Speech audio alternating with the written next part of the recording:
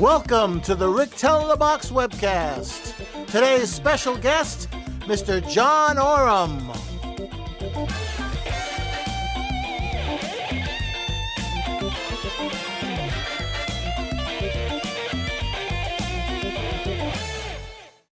Hi everyone. This is part 2 of my interview with audio legend John Oram. I hope you enjoy it as much as I did.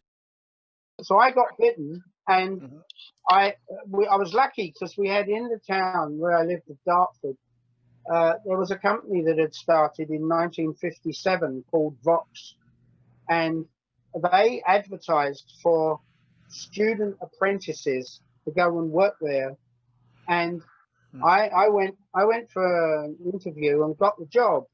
And as I say, it didn't pay any money. It was like £3 a week, but it was great because it was a start.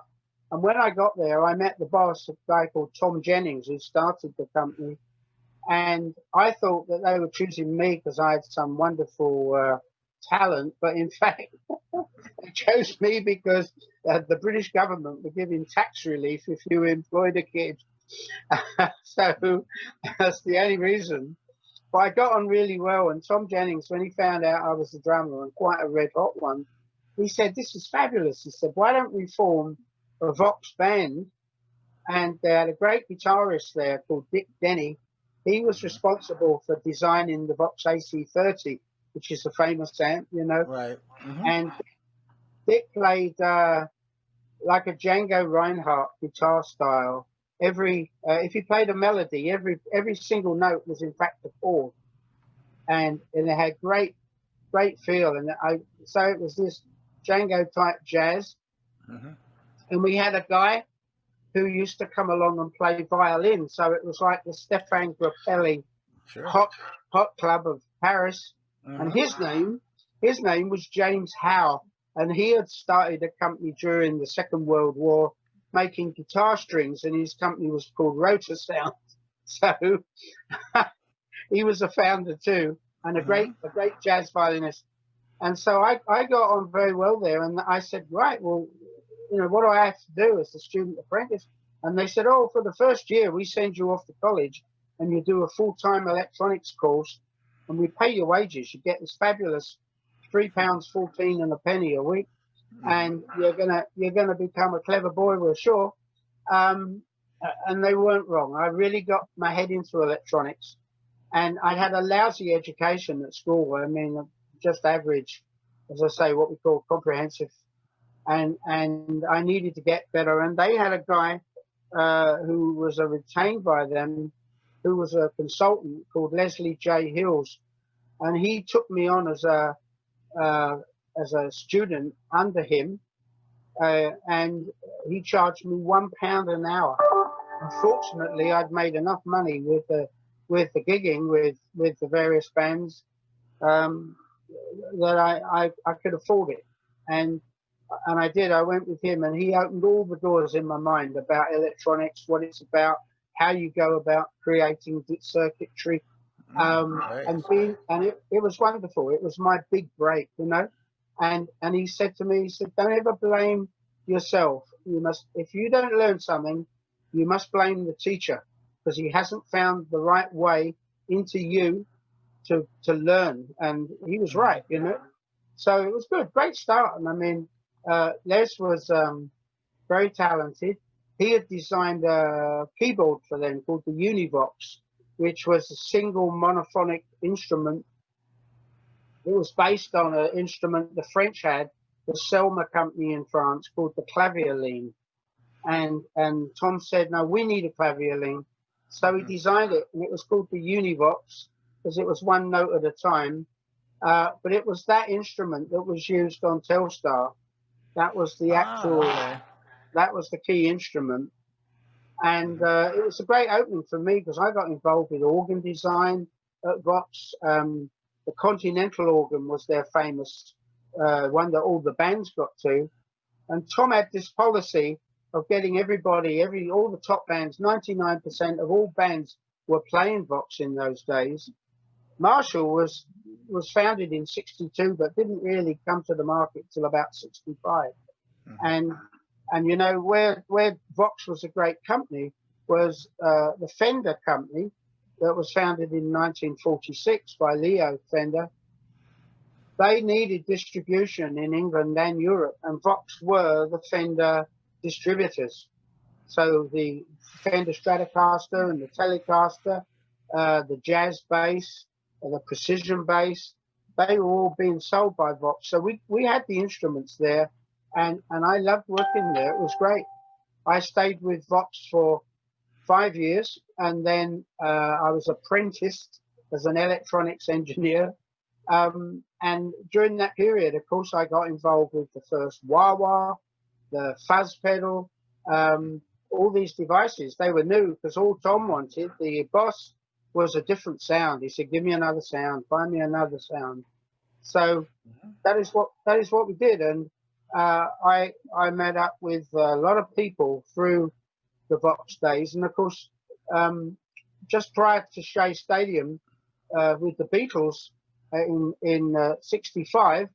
I had the responsibility of getting their road equipment together, and we realised that the AC30 just was not going to be loud enough for a stadium, and so I worked on the very first high-powered amp, which was an AC50, and I did the design alongside Dick Denny and a guy called Alan Harding. And between us, the team, we created the AC50, and of course we calculated all the transformers to have the correct amount of iron in them to give the right amount of saturation and the right amount of power. And we went crazy. We were so theoretically accurate that when we finished building the thing, you could hardly lift it. It was so heavy. So obviously in production we scaled it down. But I built all the equipment for Shea, and Great. worked with the Beatles road manager, a guy called Mal Evans.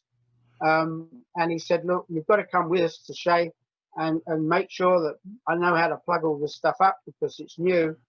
And of course, that stadium, all it had for PA was aluminum, as you say, aluminium re-entrant horn Right. speakers, because it was just for voice. And so they were putting microphones in front of the Vox amplifiers, and our main PA was two 100-watt separate amplifiers driving four column speakers, and in each speaker there was four 10-inch speakers. That was it. It was I crazy. I didn't go to Shea Stadium, but I Uh, was at Forest Hill Stadium, which right. was preceded Shea Stadium by Okay. about a year or two, whatever it was, and Mm. I still recall that the Vox amps, Yep. and they also the problem was that the audience screaming Yep. drowned out the music. Yeah. I mean, you couldn't even hear. Well, You couldn't hear. The girls and everybody's going so crazy. yeah, I You know, know. Yeah. you couldn't hear the music. I remember sticking my fingers in my ears so Yeah. that you actually could hear Yeah. the music a little Yeah. bit better. I don't know why, but that's the only way you could really hear. Yeah. So Yeah. I wanted to hear them, but the girls and some of the people there, they just wanted to storm the stage. Yeah. Of course. There Yeah. was a Yeah. Yeah. cordon of police across the stage. I Yeah. mean, it was a Yeah. it wasn't a concert. It was an experience. I know. I know. Yeah, it was great. Well, So, I was what there, other and band? I did a lot of. Yeah, Mm. what Well, of other course, bands did you work well, with in well, that period? well, of course, the Stones, because they were a Dartford-based group, and Okay. they immediately got in on that. The only band that wasn't popular with Vox was the Who, Hmm. and the reason being was uh, we would supply them with equipment, They would and, destroy it. and they would destroy it, and they would the I road remember. the roadie the roadie would come back on the Monday after the weekend they'd played, and all the silks on the front of the speakers would be smashed in. Some of the speakers would be smashed, and the great thing about that was we learned how to develop our fuzz box, because when a speaker cone was torn, it buzzed and it gave that sound, and that's one of the key sources that we use to get our fuzz pedal to sound the same, because that sustain where the cone was buzzing Hmm. was the sound. But no, it was frustrating, and we had a lot of good people there. In the main factory, 40 people, and they were really unhappy to work so hard to make the equipment good, and then a week later it would return, and there was a sort of internal work protest, Hmm. and they said, "Look, we're not sure if we want to run with this any longer because." We put a lot of effort into this, and these guys don't care, you know. And of course, by then Marshall was on the way, and they had a uh, the 4x12 thing, and so although we made a 4x12 at Box, most of our stuff was 2x12s twice.